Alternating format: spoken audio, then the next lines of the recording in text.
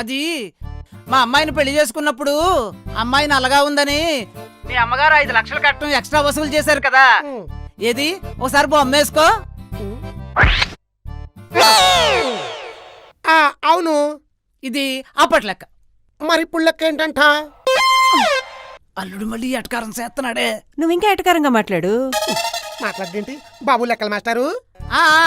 ఇప్పటి లెక్క ఏంటంటే అమ్మాయికి హైదరాబాద్ నీళ్ళు పడి తెల్లగా అయింది కదా, మళ్ళీ బొమ్మేసుకో. లెక్క ప్రకారం 5 లక్షలు వెనక్కి చేయాలి కదా.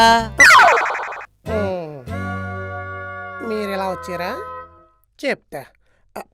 మావయ్య గారు మీ లెక్క సూపరు. మనం ఏం తప్పినా లెక్కలు మాత్రం తప్పకూడదు.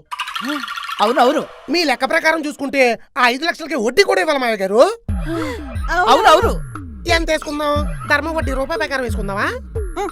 రూపాయి ధర్మ వడ్డీ అప్పట్లో అల్లుడు. మరి ఎప్పట్లో?